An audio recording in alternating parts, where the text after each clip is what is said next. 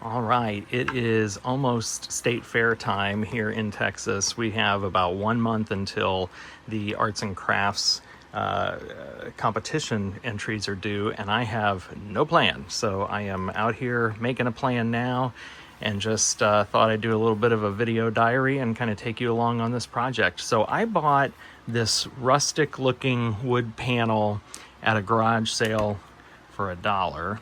Actually, there were 3 of them. One was blue, and one was red, and one was white, and he gave me all 3 of them for $1. And I think what I would like to do is put a wire on the back of this mounting for hanging, and make a vertical Texas-themed landscape with bluebonnets as kind of the featured element here. So I've got some. Let me structure a sentence correctly. I have some sample photos, some inspiration photos that I found online that I kind of like. I don't have a specific plan yet, so I'm just going to kind of figure this out as we go along. I think what I'm going to do, though, is create, a really large panel that I will mount on here using offset mounts. I'll show you those later on in the video, but then that'll stand it up off of here about 1 inch or so and give some dimension and some light that'll come in from behind. And I have always loved this glass. This is a special production from Bullseye. There's the sticker. It's clear with light aventurine green, regular aventurine green, and aventurine blue, and it's streaky.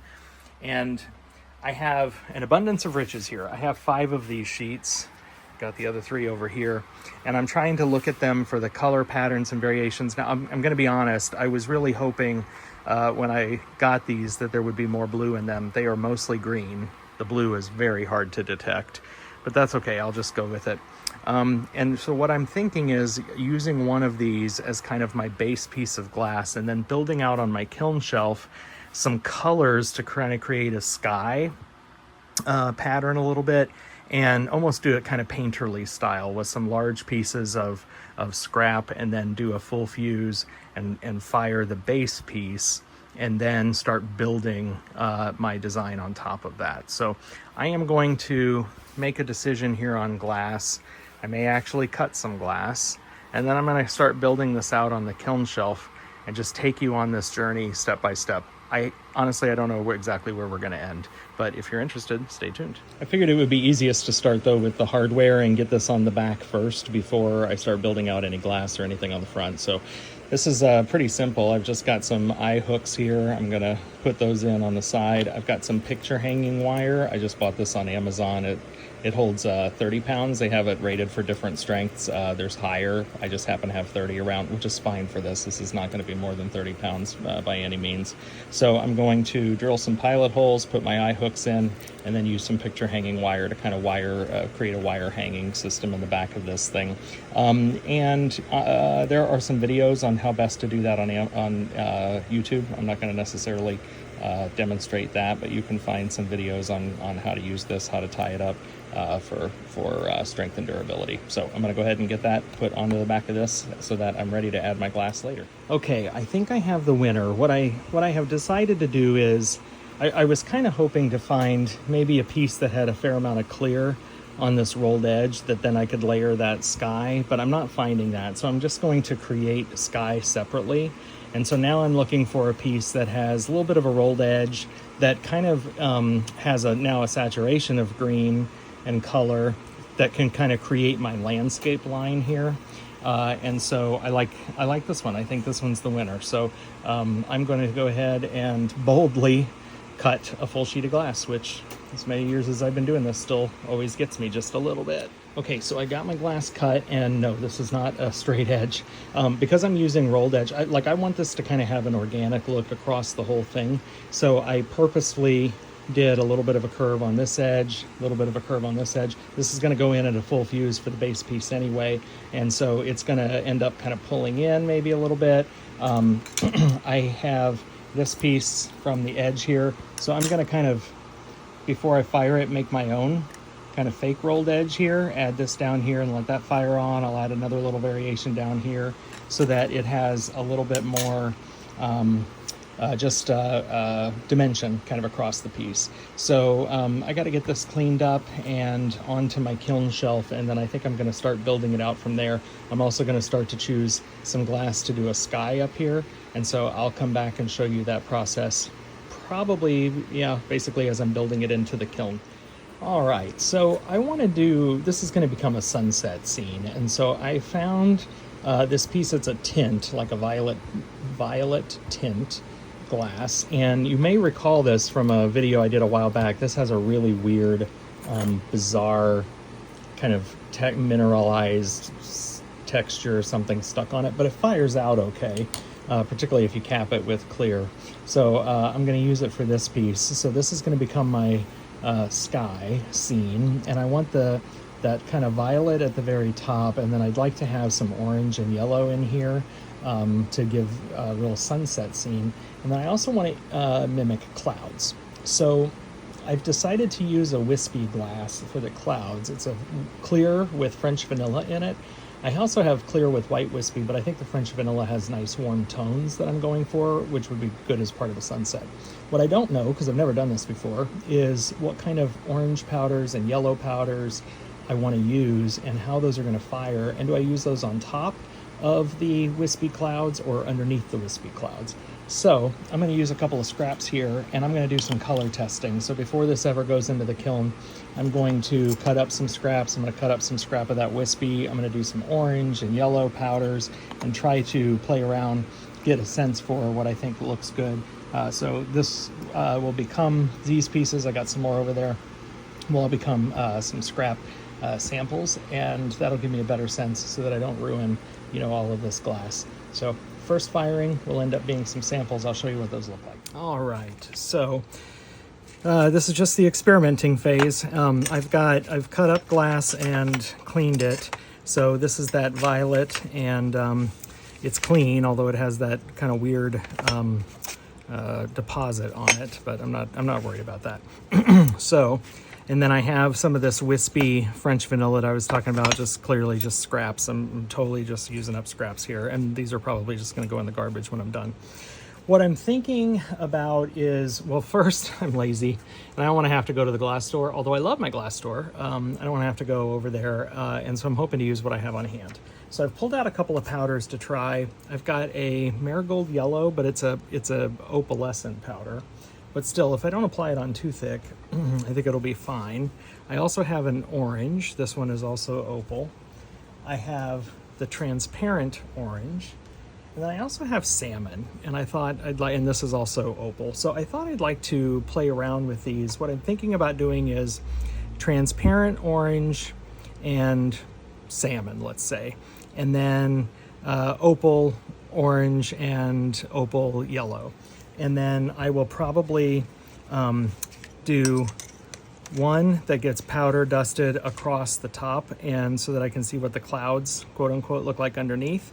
And then one where I do the powder here, and then I cap it with the clouds and see how it fires. Going in, I think that's the look I'm gonna like the best, is capping with this French vanilla wispy here, but we're going to see. So I'm going to just go ahead and do that. I'm not going to try to reclaim the powder or anything, in terms of the different colors. I'm just going to go for this and make a big mess of it, and we'll see what happens. All right, there you go. I just dusted those lightly and quickly, and now I will put these sunsets into the kiln. I don't know how high I'm going to fire these. Let me think. I could go full fuse, like full fuse, but I actually don't know that my piece is actually going to ever go to that. No, I probably will take it to about 1450. So let's do that. I'm going to go ahead and take these up to 1450, let them fire, see what they look like, and then I'll show you when they come out. I am interested to see how this goes. All right, here's another note about these tips, or about this test. I was looking on Bullseye's website to see if the salmon, being kind of a pink color, needed the gold hold, which is the 2-hour hold at 1225 to really fully strike. And the answer is no. But what I didn't think about is that salmon, and as a matter of fact, the oranges, both oranges that I used and the marigold yellow, all potentially react with the French vanilla. So I may get some reactions in some of this, and I don't know if we'll like that or not. It kind of depends on how dark that reaction goes. So that'll be even yet another thing I've learned during this test.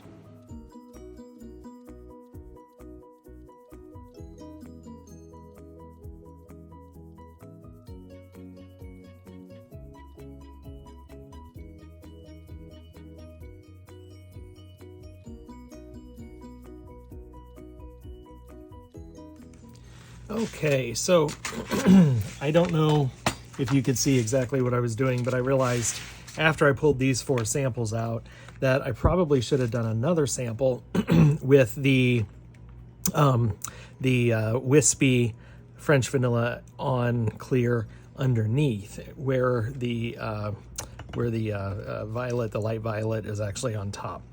So that's what I did in that last sample, and I decided to do the method with where you put the powder down and you spray it with some water and then kind of help it come together a little bit. I don't know what you would, there's a word for this and I can't come up with any of my words because it's the weekend and I'm done with words. Anyway, so I did that on these last 2 samples. And so a couple of things. I don't think I like these bottom ones, mostly because that French vanilla just really blocks out most of the color. And this is only going to be maybe a ½ an inch off of the wooden board, so you're not going to have a ton of light coming back or coming up from underneath those. So canceling those out. Now this one is where the powder is on top of the French vanilla, and then this one is where the French vanilla wispy is on the bottom part. And I like that, and if I were putting this in a window or something, that's probably what I would do. But because again, there's not going to be a lot of light coming behind it, I think you're going to kind of miss some of that wispiness. So I think this is my winner, and I actually really like it with this yellow. This was the marigold yellow powder that I had used. And so I think this is going to be my winning approach, which is the light violet glass underneath, the French vanilla wispy on top, then with orange and yellow powder. And then I'm just going to put some clear powder up here. And then I've got the violet that's on the very top of the sky then, and you've got some yellow and some orange. And that is going to be my approach. So winner, winner. And now I need to actually build this out. Slurry, that's the word I was looking for when you add the water. But I am not going to slurry this. I'm just doing a powdered layer. And so this is my piece of French vanilla that is streaky on clear, and I've done a strip of yellow and a strip of orange. And what I'm going to do is I'm going to actually fire this in the kiln at a low temperature, probably 1300, just to sinter that powder on. I want the powder on there well, so that when I go to build and fire this piece, it's not going to move around on me. So I'm going to do, you know, it's an extra firing, but I'm just going to do, I don't know, 500 degrees or so up to 1300, no hold, and then that will center that powder on there, and then I can build out the rest of my piece. And it just provides me, I don't know, an insurance policy and a little less stress. So this is going to go into the kiln as a component that then I will use to build out the rest of my piece. All right, so my powder is now centered on there. I don't know if you can see what I mean, but can you hear that? So it's on there and it's not going to go anywhere. So now I can build out the rest of my panel, and that's exactly what I'm going to do. So I'm going to build this thing on the kiln shelf, and it's going to go in for its initial firing. I say that because it's going to have at least 1 more, or maybe even 2 more. So you're going to see me just basically start to build the components. So I've got the sky, which is going to be this light violet, and then this component. And so that's 2 layers of glass. I was trying to avoid 6 millimeters of glass, but I really wanted to have the cloud kind of effect with this French vanilla. So it is what it is. And so I've cut some 2 millimeter clear just to kind of reduce the weight a little bit to put underneath my aventurine green. Then I'm going to put my aventurine green on top. All of this glass needs to be cleaned before I put it in here. And then I'm going to dust the entire thing with clear powder before firing it to almost a full fuse. I'm probably going to go to about 1450, which is just about full fuse in my kiln. And then I will come back and start to build and show you the other components that are going to make this scene. So I'm going to go ahead and start to lay this up in the kiln shelf. I've got a piece of kiln paper down, and here we go.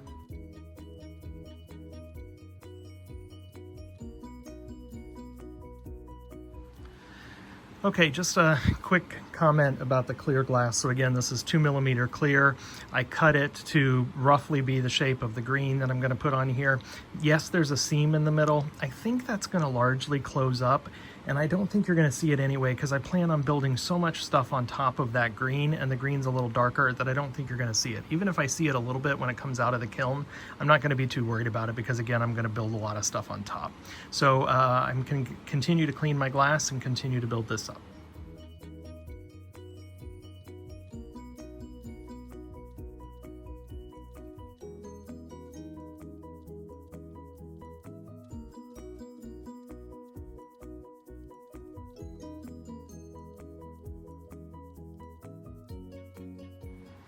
Okay, so what you may see here, it might be hard for you to see, but I've taken strips of this green. So remember I had cut kind of an organic edge to some of this. Then I took all of those strips and I've laid them back on here to give this additional dimension. So yeah, in some places this is going to be, thicker than just, 8 millimeters rather of glass. And so I'm going to anneal this really well, as well. But I think I'm loving how this sky is going to look and this landscape here. And again, this is going to be a Bluebonnets piece, so I'm going to build then flowers and make this a Bluebonnets field after this initial firing. So the next step is I'm going to dust the entire thing with clear powder, just a thin layer of clear, for 2 reasons: to prevent any devitrification from happening up here, to kind of clean up that purple glass a little bit. And then on the green, what that is going to do, I think aventurine green sparkles so much more when there's a little bit of depth, even just the smallest amount with clear. I think it's going to make that green really sparkle quite a bit more as well, and just prevent any devitrification. I don't think I would get any anyway, but it would prevent anything from happening there. Just give it all nice, a nice clean look. So the glass is layered up right here to be 9 millimeters because I've layered this green just slightly on top of the French vanilla wispy, which is on top of the either clear, or it's really probably more on top of that clear. So again, really strong anneal on this. And let's go ahead and fire it and see what happens. I'm going to sprinkle the clear on. I'm going to try to dust some of the clear away from the edges just so it doesn't make it so scratchy, but this is going to go in for more firing. So if I do get a little clear powder around the edges that kind of fire on, I can just hit those with a little diamond pad and kind of clean that up before it goes in for the next firing. But I am going to try to clean that up just a little bit.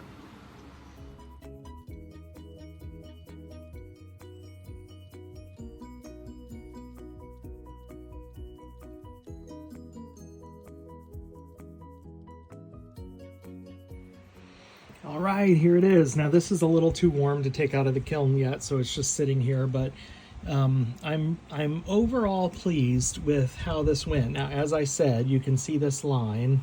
I thought you would, where the 2 pieces of clear are underneath here, but that's okay, because as I said, I'm going to put so much on here, I think that that's going to largely disappear and you're not going to see that. I did not put any powder between the clear and this green, and so there are lots of little champagne bubbles that happen, but that's okay. There was one bubble here that kind of looks like it's a little close to the surface, but overall I'm happy. I'm really pleased with the texture and kind of landscape lines I got by using that scrap. I like the organic edge.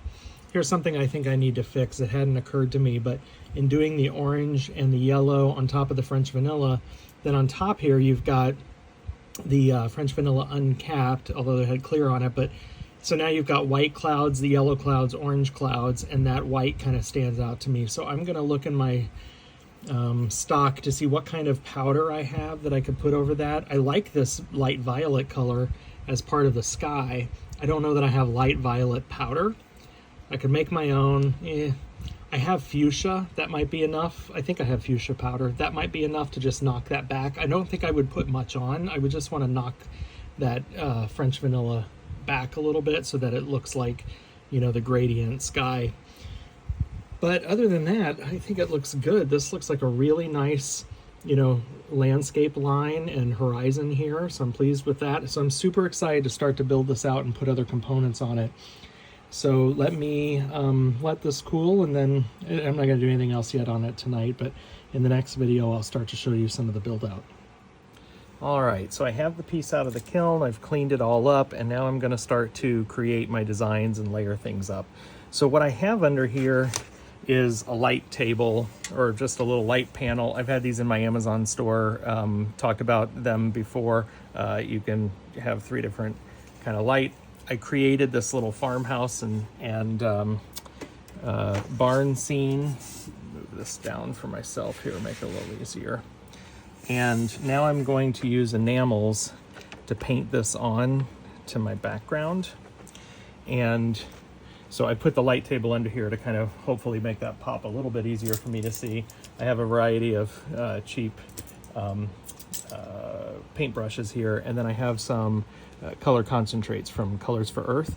This is black. Now this has to be capped when it's fired, but I'm going to cap this with, I'm going to put more clear powder across this whole thing anyway.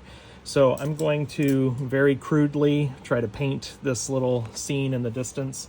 And then once that dries, I'm going to start to build out flowers and things on this panel. But I decided before I put any elements and frit on here, I would, because I know I'm going to lean, I'm going to just go ahead and paint this on first and make that my first application here, or first addition to the piece. So I'm going to go ahead and get started with that.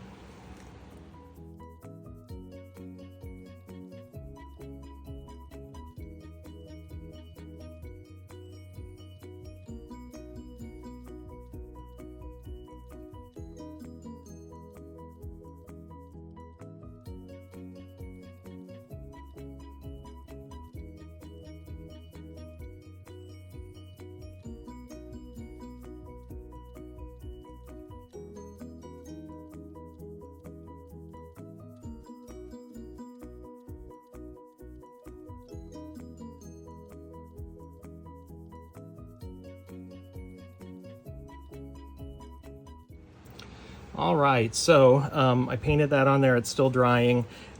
It's not perfect, but it is meant to be, you know, a figure at a distance. It is not the main part of my panel here, and I'm delighted with how I think it's going to turn out. So with that done, I'm going to, because I did lean on and touch this, so it's a little messy, so I'm going to clean the rest of this up, and then I'm going to start to get out my frits, and I am just going to build out this panel. I'm not necessarily going to stop and explain everything that I'm doing, and it's going to take me quite a while and maybe even a couple of different sessions, but I'm just going to get started here.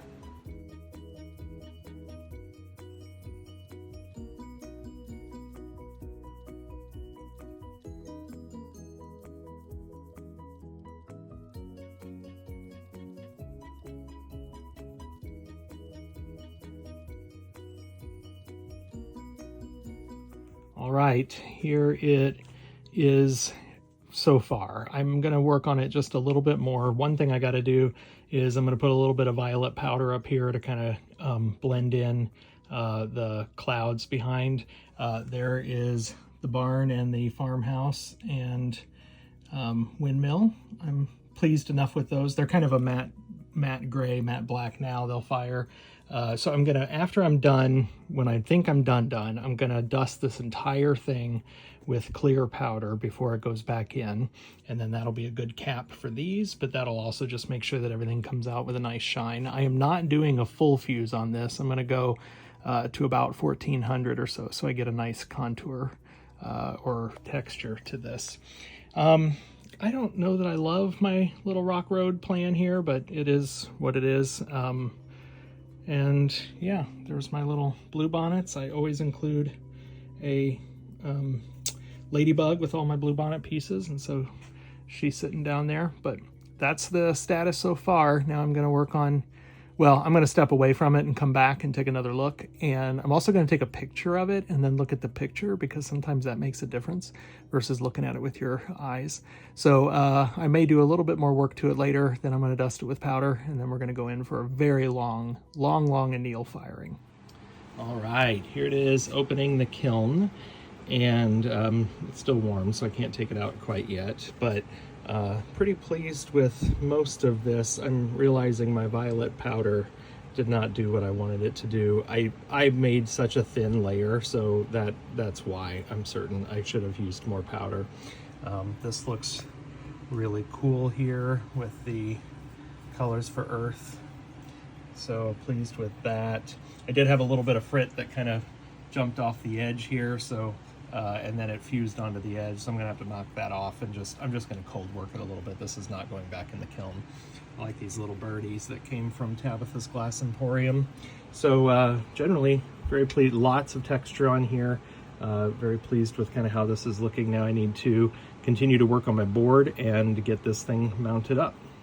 All right, let's zoom out here. So I have attached a wire for hanging on this, but this piece is too wide. I don't like, for my glass piece, I don't like how broad this is. So I'm going to take some measurements here and then use my skill saw to cut off both ends, which means that I need to find some white paint and kind of touch up the ends. So there's a little bit of work I need to do on this. I'm not going to film all of that, but I'm going to figure out how much I need to cut this down, go ahead and get it cut down, get it painted up, and then I'll show you the next step and how I'm going to mount my glass to this. All right, I have it cut down. I've touched up the sides with a little extra white. And then now the next step. So thank you, Larry Pyle, for the recommendation for canal. I bought these 1-inch acrylic tubes. They're square tubes, they're hollow. Oh, you'll see that, I guess, in a bit. And what I'm gonna do is I'm going to put so there's the bracing on the back here. I wanna reinforce that anyway. So what I'm gonna do is I'm gonna put a tube, I think, I've gotta figure this out yet, but I think I'm gonna put a tube on each side. I'm gonna drill through the tube and just attach it with some screws, which will also help reinforce the piece that's on the back. And then I'm going to use my favorite adhesive to actually glue the glass to these tubes, and then they'll stand off, the glass will stand up off of this by about 1 inch, but these tubes won't be seen too much, even in the transparent glass. So I am not going to film all of that, but I will go ahead and get started, and then maybe I'll show you the work up here after I'm done. All right, a little bit of trial and error, but we got it. So I drilled a larger pilot hole in the top so that my drill would go through that, then a smaller one in the bottom, and then I drilled the screws down in. There we go, down into the wood. I just painted the screws, the top of the screws, so they didn't stand out so much because they were kind of black. And it was difficult to hold that in there. So you can see in this photo, I actually used some tweezers that I put a little tape around, painter's tape around, so that they had a good grip, but not too much, and that worked fine. So this is on there. I have no concerns. I didn't want to glue this acrylic to the wood board. I just didn't think that that would be a very strong bond, and given the paint and stuff on this wood. So these are now fastened hard and steady to the board, and then I will glue the glass onto these, which I feel more confident about. The other thing that these holes do is it gives a little bit more grip for the glue, so I'm going to put blotches of glue kind of along this, and I'm going to use my favorite construction adhesive from Gorilla. On this one, I broke it when I was drilling. I got a little aggressive, but that's okay. It's still going to work just fine, so not all is lost. So now the only thing I need to do is put my adhesive on here, set my glass on it, and then we'll come back and see the finished piece. Oh, I went ahead and decided to do these horizontally because, I forgot, I didn't mention that, because the braces that are under here that I wanted to drill into were too close to the edge, and you could see them really well under the glass, and particularly up on the top where the sky was a little thinner. And so what I did instead was I just drilled some screws in there to hold that and fasten those brace pieces on a little bit better, and then decided to do these horizontally in the middle. They hide very nicely behind the glass and you really don't see them. So that was a switch in my approach since the last time you saw this video. All right, and here's the finished piece. I'm very pleased with how it turned out. It only got 3rd place at the state fair, so I'm a little disappointed with the showing there, but we'll just have to see what the competition looked like. The good news is it's already sold. I had somebody that saw a photo and wanted it immediately. So hope you enjoyed watching this video. Please subscribe for more. I've got a lot more coming up. Thanks. Bye-bye.